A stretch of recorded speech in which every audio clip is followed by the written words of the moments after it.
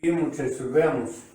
Les di la hoja de problemas del movimiento en dos dimensiones.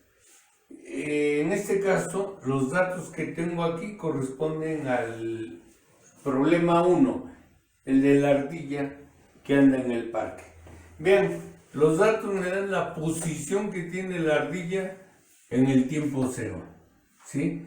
Y después de 4 segundos la posición es esta.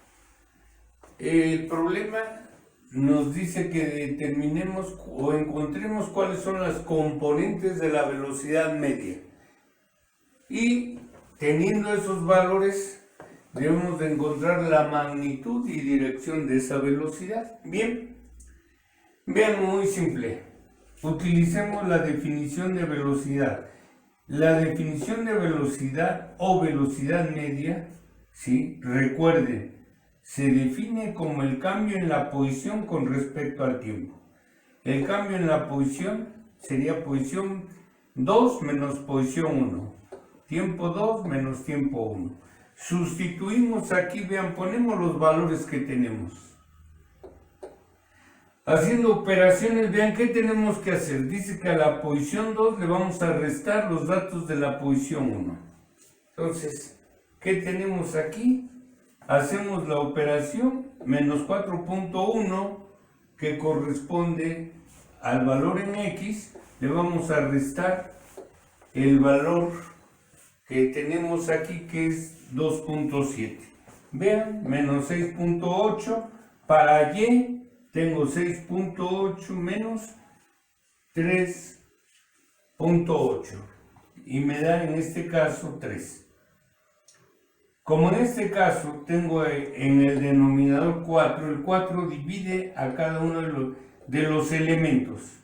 Aquí está. Dando como resultado para el valor de la velocidad en X, vean, menos 1.7 y para Y la velocidad en Y sería 0.75, las unidades que corresponden a la velocidad. Vean, finalmente me dicen cuáles son esas componentes. Aquí está, la componente en Bx tiene un valor de menos 1.7 metros sobre segundo. La componente en Y es 0.75 metros sobre segundo. Vamos con el inciso B. Necesitamos determinar la magnitud y dirección de la velocidad. Vean, las componentes de velocidad que habíamos encontrado las tengo acá. En una gráfica, vean cómo quedaría. La velocidad en X es negativa y la velocidad en Y es positiva. Entonces el vector velocidad, ¿sí?, es el resultante de la suma de los dos. Vean hacia dónde está. En el segundo cuadrante. ¿Cómo encontramos la magnitud? Por teorema de Pitágoras. Sustituimos los valores que teníamos aquí abajo, vean, y obtenemos el valor, ¿sí?, del vector velocidad. 1.8581 metros sobre segundo. Bien, podemos obtener la dirección que tiene ese vector, ¿sí? ¿Cómo? Vean el ángulo en este caso. Dice, el ángulo que me da la dirección es el ángulo teta. Vamos a encontrar el ángulo alfa. ¿Cómo? Usando la tangente. Dice que bastaría con que de alguna manera busquemos el cociente BY entre BX y de alguna manera despejamos. Alfa es la tangente a la menos 1 del valor que obtengamos. Y en este caso el valor de alfa es de 23.8059. Como ya tenemos ese ángulo, se lo quitamos, se lo restamos a 180 y me da el ángulo de la dirección. Vean el problema 2 de esa serie que les di. Nos dan en este caso el vector posición y me dicen que teniendo a B y a C como constantes debemos encontrar un valor del tiempo, dice, cuando el vector velocidad forme un ángulo de 45 grados. Aquí está una condición. Para que se forme el ángulo de 45 grados, las componentes del vector deben ser iguales. Aquí está la condición. Bien, veamos, como tengo la posición y sé que la velocidad es la derivada de la posición con respecto al tiempo, vean, la derivada con respecto al tiempo sustituyo. Y aquí la derivada con respecto al tiempo, ¿sí?, afecta a todo lo que tengo dentro del paréntesis. Vean, dice la derivada con respecto al tiempo de BTI más la derivada con respecto al tiempo de CT cuadrada J. Derivo, y en este caso B, como B es constante, sale, y me queda B en I. La derivada de CT cuadrada es 2CT en J. Bien, sabemos que la velocidad es un vector que se obtiene al sumar sus dos componentes, en I y en J, lo que tengo aquí. Entonces, esto me dice que Bx, por comparación, vale B, aquí está, y By vale 2CT. Haciendo uso pues de la condición, vean, dice si Bx es igual a By, igual, B es igual a 2CT.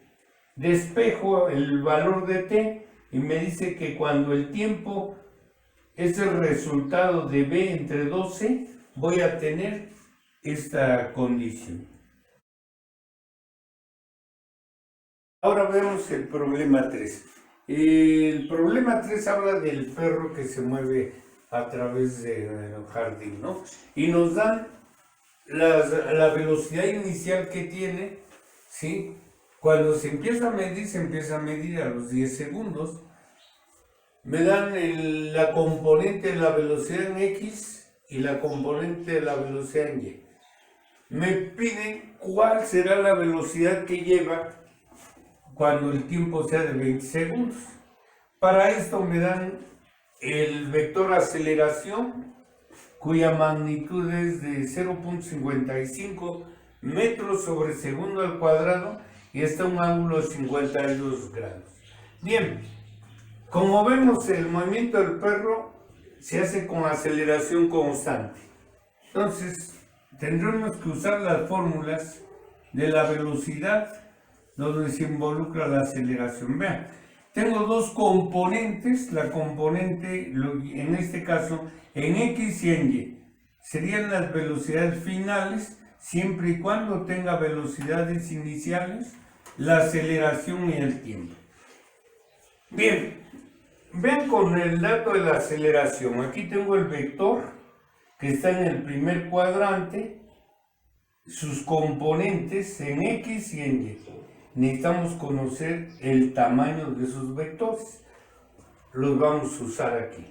Bien, entonces de la figura vemos que la componente en X está dada en función del coseno.